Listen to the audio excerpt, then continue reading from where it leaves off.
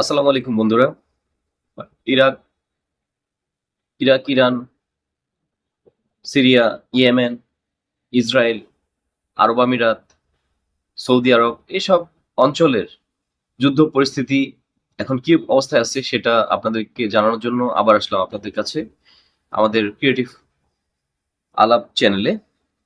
আশা করছি আপনারা ভালো আছেন। আসলে যুদ্ধের যে পরিস্থিতি এখন দাঁড়িয়েছে তাতে আ করে সংঘাত আরো তীব্রতার দিকে যাবে সেটা বোঝা যাচ্ছে। আমেরিকা ব্যাপক যুদ্ধের প্রস্তুতি নিচ্ছে। তারা নানান ছলা-কলায় বোঝাচ্ছে যে 15 পয়েন্ট যে কন্ডিশনস গুলো দিয়েছে ইরানকে, সেটা দিয়ে সময় ক্ষেপণ করার যে চেষ্টা, সেটা তো সবাই জানে, করছে। ইন দ্য মিন টাইম তারা কি করেছে? তারা C-17 প্লেন দিয়ে ভারী অস্ত্রশস্ত্র, তারপরে বিভিন্ন সামরিক ঘাঁটি থেকে মধ্যপ্রাচ্যে এনে জড়ো করছে। তারা খার্গ আইল্যান্ড, বন্দর আব্বাস, হরমুজ প্রণালী এগুলোকে কন্ট্রোলে নেওয়ার জন্য যা প্রস্তুতি করা দরকার সেটা নিচ্ছে। আলোচনা করার কথাটা আসলে আসলে এটা সবাই চায় আলোচনা হোক, কিন্তু আলোচনা করার মতো পরিস্থিতিতে কেউ নেই। এখন এখানে আ যুদ্ধ এই অবস্থাতে প্রেসিডেন্ট ডোনাল্ড ট্রাম্প আরো ১০ দিন যুদ্ধ স্থগিত না করার সিদ্ধান্ত বানিয়েছেন, যে ১০ দিন জন সে বলেছিল যে এই মানে কিছুদিনের মধ্যেই সে যুদ্ধটা বন্ধ করতে চায় যদি শর্তটা আসে, সেটাকে আরো বাড়িয়ে ১০ দিনের মধ্যে নিয়ে আসছে। এখানে বিলিয়ন ডলারের একটা আহ, ক্ষতি করার চেষ্টা করছে। বাৎসরিক $৫০ বিলিয়ন ইরান খার্গ আইল্যান্ড থেকে পায়। 90% তাদের তেলের মজুদ এখান দিয়ে তারা পাস করে। তাহলে এই খার্গ আইল্যান্ডকে দখল করারই নানান তালবাহানা তারা শুরু করেছে। এখান থেকে তারা চেষ্টা করছে যে যে কোনো ভাবেই হোক খার্গ আইল্যান্ডটাকে দখল করে হরমুজ প্রণালীর একটা কন্ট্রোল নেওয়ার জন্য। আসলে বাগাড়ম্ব চলছে, অস্থিতিশীলতা চলছে বিভিন্ন আরব দেশের মধ্যে। সৌদি আরব এবং কাতারের সাথে ইরান একটু নেগোসিয়েশনের চেষ্টা করছে, কারণ যদি যুদ্ধে ইরানও ধরে নিয়েছে যে একটি স্থল যুদ্ধের দিকে তাদের দেশ যাচ্ছে, সেজন্য তারা চাচ্ছে যে যে কোনো ভাবেই হোক পুরো মধ্যপ্রাচ্যের বিরুদ্ধে যেন তাদের যুদ্ধ না করতে হয় এই পর্যায়ে। তাই তারা সৌদি আরব আর কাতারের উপরে হামলাটা কমিয়ে দিয়েছে। কিন্তু আরব আমিরাতে হামলাগুলো তাদের সেম সিমিলারই আছে। ইসরায়েলে হামলা সিমিলারই আছে, যদিও ইসরায়েলও চেষ্টা করছে যে যে কোনো উপায়ই হোক এই সুযোগটা নিয়ে তাদের শত্রুপক্ষ ইরানকে যতটা পরিমাণ ধ্বংস করে দেওয়া সম্ভব ধ্বংস করে দিতে, এমনকি পারমাণবিক যে সক্ষমতা সেটা ইসরায়েলের মেইন টার্গেট। রেজিম চেঞ্জ তো এইভাবে সম্ভব না, তবুও তারা চেষ্টা করছে বিভিন্ন ডিপ্লোমেসি করে যাতে রেজিমটাও চেঞ্জ করে দেওয়া যায়।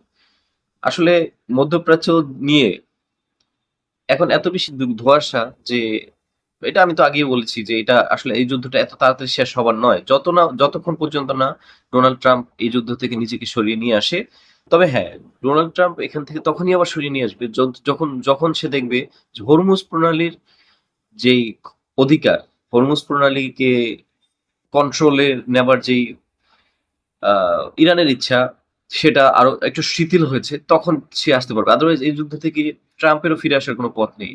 ট্রাম্প ভারী যুদ্ধ, ওরা তো ইসরায়েল আর নেতানিয়াহু এবং ডোনাল্ড ট্রাম্প এরা কখনোই আহ সহজ পথে যুদ্ধ হবে এইরকম মানুষ না, তারা যুদ্ধবাজ মানুষ।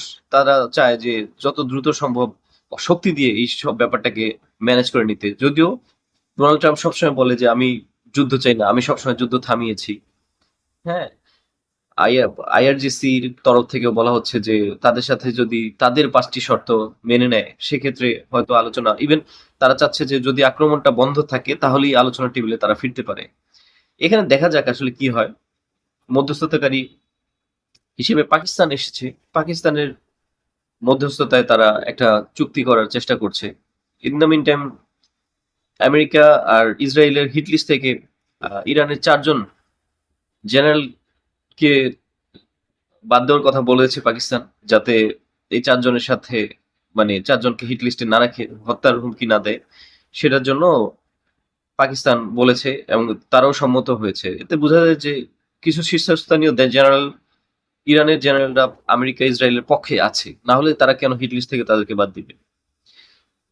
মূলত তেল গ্যাসের যে পরিস্থিতি, হ্যাঁ, এখান দিয়ে এলএনজি ট্রান্সপোর্টেশন সেটা এখনো সহজ হয়নি। প্রতিদিন আসলে এখান থেকে 107 থেকে 103 থেকে 107টি জাহাজ, বড় ট্যাঙ্কার পার হয়, কিন্তু গত 4 সপ্তাহে মাত্র 21টি না 25টি জাহাজ এখান দিয়ে পার হতে পেরেছে, বা 30টি হতে পারে ম্যাক্সিমাম। এখন একটু বেড়েছে, এখন একটু কিছু কিছু দেশকে তারা রিল্যাক্স করেছে যাতায়াত করার জন্য, যেমন আমাদের বাংলাদেশ সহ 6টি দেশ, সাথে সাথে আরো কিছু দেশকেও তারা হয়তো অনানুষ্ঠানিক ভাবে যেতে দিচ্ছে। তাতে তেলের বাজারটা যে স্থিতিশীল হচ্ছে তা কিন্তু না। স্থিতিশীলতা আসার জন্য যথেষ্ট পরিমাণ সময় লাগবে। এখন এই সময়টা যুদ্ধ যেদিন থামবে তারপর থেকে সেটা হবে। আবার ইরানও তাদের প্রস্তুতি নিচ্ছে। ইরান তাদের স্থল সেনাদেরকে খার্গ আইল্যান্ডে আরো শক্তি বাড়াচ্ছে, ওখানে তাদের অ্যামুনিশন তারা সেট করছে, তারা সামুদ্রিক মাইন সেট করার চেষ্টা করছে। সবকিছুই চলছে, যুদ্ধ প্রক্রিয়াটা কিন্তু বন্ধ নেই। প্রচন্ড পরিমাণ হয়তো মিসাইল হামলার ডামাডোলটা একটু কমেছে, কিন্তু অন্তরালে একটা গভীর যুদ্ধের প্রস্তুতি সবার মধ্যেই আছে। সেই যুদ্ধটা আসলে এখনই থেমে যাবে বলে আমরা ধারণা করতে পারি না। তবে হ্যাঁ, যদি দুই পক্ষেরই একটা সুমতি আসে, যেহেতু তেলের বাজার অনেক দেশের ভাগ্য, এই অর্থনীতির ভাগ্য এই হরমুজ প্রণালীর উপর ডিপেন্ড করে, সেটার উপর ডিপেন্ড করেও যে কোনো সময় যুদ্ধ থেমে যেতে পারে। কারণ এটার ইম্প্যাক্ট তো শুধু মধ্যপ্রাচ্যের উপরেই পড়বে না, এটা সারা পৃথিবীর উপরে পড়বে। ইরান, ইসরায়েল, তবে ডোনাল্ড ট্রাম্পের গতকালকে একটা প্রেস ব্রিফিং এ সে বলেছে যে আমাদের কোনো সমস্যা হচ্ছে না, কারণ আমাদের তেলের মজুদ রাশিয়া, ইরানের, সৌদি আরবের সমান যত তেল আছে তার থেকেও বেশি আছে। সো আমাদের সমস্যাটা কি? আমাদের কোনো সমস্যা নেই। আসলে উনি এটা কথা বলেছে। তেলের বাজার যখন বাড়ে তখন মার্কিন যুক্তরাষ্ট্রেও সেই সেম পরিমাণ দাম বাড়ে, ওখানকার ট্যাক্স পেয়ারও বেশি দামে তেল কিনতে হয়। এজন্য একটা রাজনৈতিক চাপ তার উপরে আছে। সেটা যে একদম নেই তা কিন্তু না। সে মুখে বাগাড়ম্বর যেই করুক, যত রাষ্ট্রনেতারই করুক, তাদের জনগণের একটা চাপ থাকে, সেটা সবাই ফেস করছে। এখন দেখা যাক এই যুদ্ধটা আসলে থামানোর জন্য মধ্যপ্রাচ্যের অন্যান্য দেশগুলো কিন্তু চেষ্টা করছে না। তারা চাচ্ছে যে ইরানের উপরে যে চাপটা, বিশেষ করে সৌদি আরব, এটা চলতে থাকুক, যাতে ইরান শক্তিহীন হলে তাদের উপরে হামলার যে প্রবণতা ইরানের বা ভয়, সেটা একটু কমবে। তারা নিজেরা এখনো একটা বন্ধুত্বপূর্ণ সৌহার্দ্যপূর্ণ কোনো সম্পর্কে আসেনি, কারণ এখানে আদর্শগত অনেক পার্থক্য থাকার কারণে, এবং রাজকীয় রাজতন্ত্রের যে ব্যাপারটা আছে সেটা ইরানে নেই। এটা মধ্যপ্রাচ্যের অনেক দেশ আছে।